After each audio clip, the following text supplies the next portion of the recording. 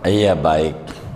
Bagaimana? Jadi kalau yang nanti aturan sholat mayit ini diantaranya kan makruh belum tadi tuh, keburu adzan tuh kan makruhnya belum. Di antara yang makruh, satu makruh tuh kalau udah nyolatin tidak boleh nyolatin lagi, apalagi nyolatinnya dikasih beras. Habis itu masuk dari pintu sini ngambil lagi, dua aja dapatnya. Begitu. Siapa tuh yang kerjaannya begitu tuh? Makruh kalau udah tapi bagi yang belum nyolatin tapi waktu beliau meninggal itu kita udah balik, masih sunat kita nyolatin. Begitu, masih sunat. Artinya kita ndak usah mundur ke sana, bakal jadi pusing.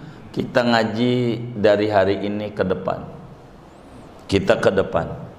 Sebab kalau berpikir mundur terlalu banyak yang kita harus urus dan itu bakal menjadi puyang. Contoh daripada pertanyaan Bapak kita yang mulia, ada orang pengen ngakekahi bapaknya karena sekarang dia duitnya banyak. Begitu, anak nih udah kerja, jadi membaca di pinggir jalan Ciledug Raya pondok akekah, mana tulisan yang gedenya anak tergadai loh kalau belum akekah. Dia udah pikirin bapak gua tergadai. Itu kan ngeracunin orang dagang tuh. Begitu, bapak gua tergadai nih, kagak masuk surga nih. Padahal bukan begitu maksud hadisnya itu. Tapi tulisan begitu tuh memberi pengaruh begitu. Akhirnya dia pengen ngakekahi bapaknya. Mana bapak sudah meninggal lagi. Ini namanya berpikir mundur. Kami suka tanya, tugas ngakekahin tuh bapaknya bapak kita, yakni kakek kita engkong. Tugas ngakekahin, kita nggak usah buruk sangka mundur, nanti repot. Kalau kita ngakekahin bapak kita, jangan nanggung. Engkong kita takut belum juga. Jangan engkong doang, buyut kita, jangan buyut doang. Iya, sampai ke sana ada. Itu namanya mundur. Jadi harapan kami biarkan itu. Nanti nih mohon maaf kalau sudah selesai kami akan ajarkan sholat hadiah. Kan begini nih urutannya. Pertemuan mendatang moga kita semua sehat walafiat.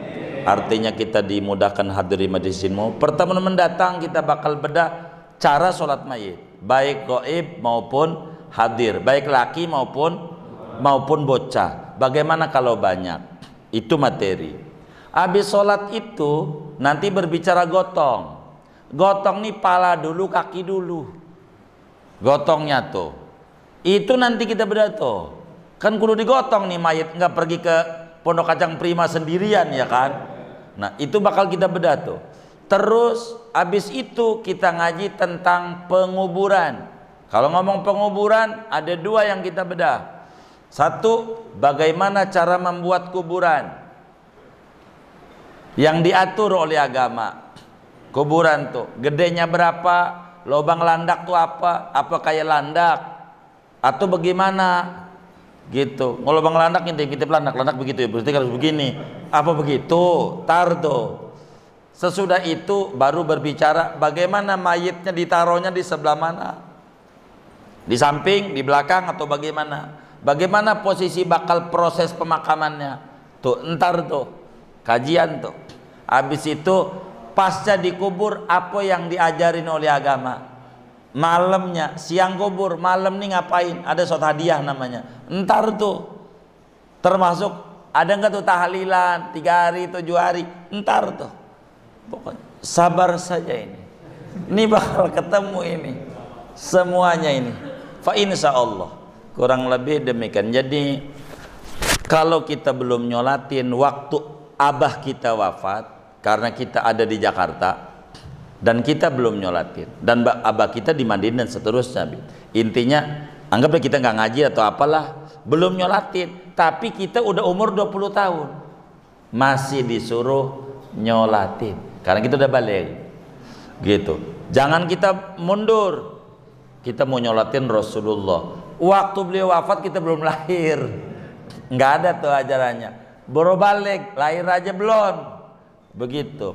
Maka kita yang balik, kita kayak kita di Jakarta, mana 2 tahun kagak boleh pulang kampung. 2 tahun ini gitu, 2 tahun infonya di TV disebabkan mudik corona meningkat, padahal dilarang mudik tadinya tuh, kan gak nyambung. Kudunya juga judul yang benarnya, gara-gara tidak mudik, tidak silaturahim, mengamalkan ajaran Rasulullah, maka corona kudu pas tuh. Itu berurutan, kan tadinya dilarang, kan begitu. Ini 2 tahun kagak pulang, pas pulang kita ternyata ada kawan kita meninggal, sholatin di makamnya gitu. Kan kita udah balik begitu, cuma kita baru tahu, berita nggak ada begitu. Nah itu masih dianjurkan mensolatkan begitu. Terima kasih, jazakallah khair. Baik di depan tadi, kalau kita sholat di Masjidil Haram itu kan baik di belakang makmum, di belakang makmum kan itu kan bab hijri Ismail mayitnya yang depan Haram kan banyak. Jadi semuanya yang satu ya, ini berbicara di depan imam, di depan imam. Ini kan berbicara di Masjidil Haram itu, maka sebetulnya bukan sholat mayit doang, kita berbicara tentang sholat berjamaahnya yang kita udah kelewat nih. Bagaimana tuh sholat berjamaahnya? Imam ngadep sono, makmum ngadep sini. Makmumnya ada depan nama imam. Nah itulah diatur, kan syaratnya ngadep maka makmum yang ada sejajar dengan imam, umpamanya ngadep sono no, imamnya ini makom Ibrahim, imamnya di makom Ibrahim, berarti sebelah sono tuh ini Hajar Aswad, rukun Iraqi, ini Hijri Ismail, ini rukun Syami, ini rukun Yamani. Imamnya sebelah mari, maka makmum yang sebelah mari tidak boleh di depan imam. Yang sejajar, searah dengan imam, kudu di belakang imam. Tapi yang gak searah gak apa-apa di depan imam. Contoh, imam dengan Ka'bah 5 meter umpama, tapi si makmum yang di depan semeter, enggak ngaruh.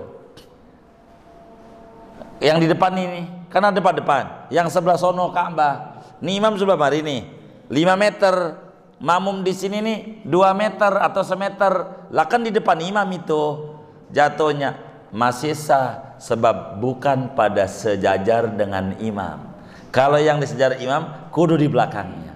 Itu kalau sholat di dalam Ka'bah, dalam fikihnya berjamaah begitu. Demikian di dalam sholat jenazah itu begitu. Kalau makmumnya di sana, imamnya orang sholatnya di sini, yang di sini kagak jadilah. Kalau yang ini, yang di belakang imam yang ada jenazahnya itulah yang kemudian di dalam aturan sholat mayitnya begitu. Sholat mayitnya yang sebelah sana itulah, jangan di depan imam yang sejajar dengan si imamnya itu. Kalau yang di depannya nggak bisa, mayitnya di belakang dia.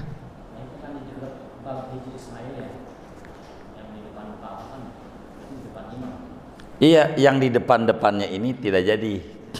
Iya, yang di depan-depannya kan semuanya kudu ngaji emang. Kan hukum Islam bukan buat di Indonesia doang. Rahmatan lil alamin. Begitu, rahmatan lil alamin. Semuanya diatur. Nanti semuanya ada aturan. Diatur. Boro kita berbicara sholat ini nanti tuh bakal keurai itu. Nanti besok.